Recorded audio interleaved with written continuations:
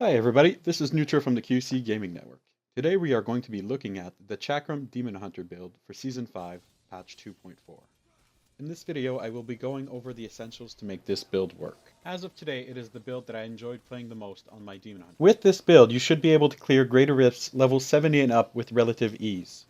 Please note that this guide was made during the PTR, and some changes may occur when they release the official 2.4. Let's start by looking at the core items that you will require for this build, starting with the cube. There are two alternatives that you can use for your cube. The first one I find works better for soloing, and the second one works best for when you're in a group. Your first alternative will be to use Dawn, which reduces the cooldown of Vengeance by 65%.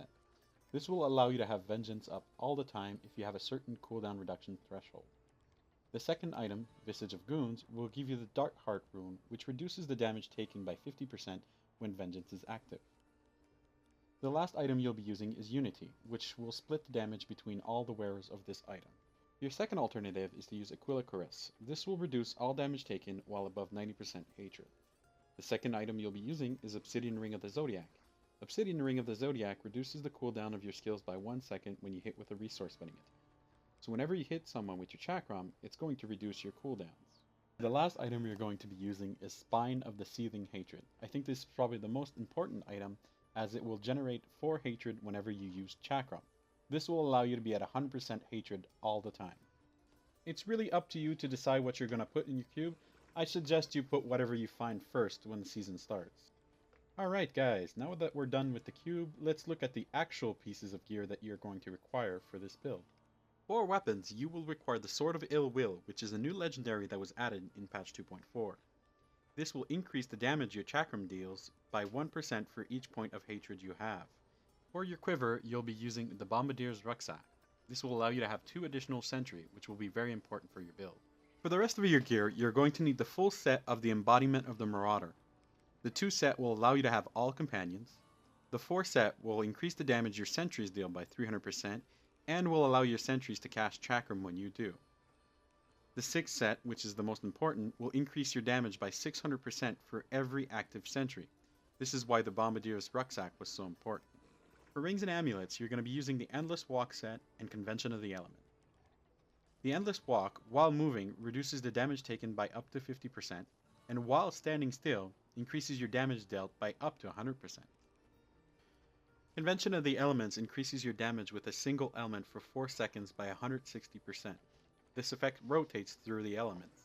It is actually a lot stronger than most people think. For the bracers, there's no specific bracer required for this build, so there's a couple good, strong options that you can use. You can either use Lakuni Prowlers, which will give you the highest DPS. Strong Arm Bracers, if you're playing in a group, are really good, or Nemesis Bracers, if you're just farming T10, are really useful. Alright, so now that we're done with the gear, let's quickly go over the skills we'll be using, starting with the passives. The first passive I use is Awareness. Awareness is specifically useful for Greater Rifts, so if you're just doing speed farming, feel free to replace this one, but it prevents fatal damage every minute, so instead of dying every minute, you heal yourself up for 50%. The second passive is Custom Engineering. It increases the duration of your sentries by 100%, and allows you to have 3 additional sentries. Along with your Bombardier's Rucksack, this should bring you up to a total of 6 sentries. For the last 2 passives, you're going to be using Call the Weak. Call the Weak increases your damage done to a slowed target by 20%, and Blood Vengeance. Blood Vengeance increases your maximum hatred by 25. In addition, you gain 30 hatred and 3 discipline when you are healed by a health globe. This will help a lot with the passive from your Sword of Ill Will, because it will give you pretty much a straight up 25% damage increase. For your active skills, your main skill will be Chakram.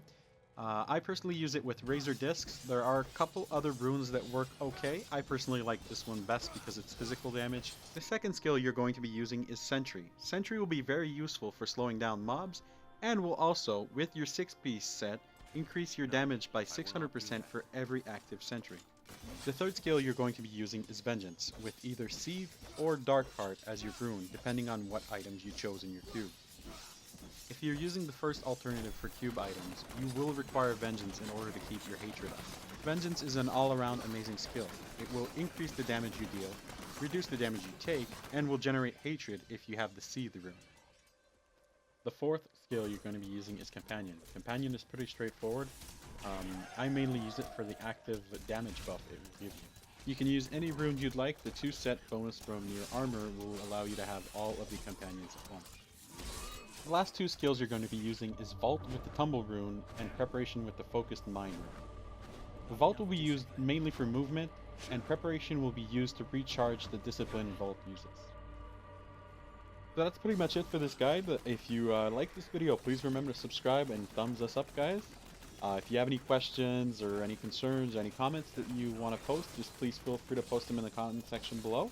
I'll leave you with a little bit of footage from a Greater Rift Guardian level 60. I've seen people push up to level 80 fairly easily with this build, so you should have a lot of fun with this build.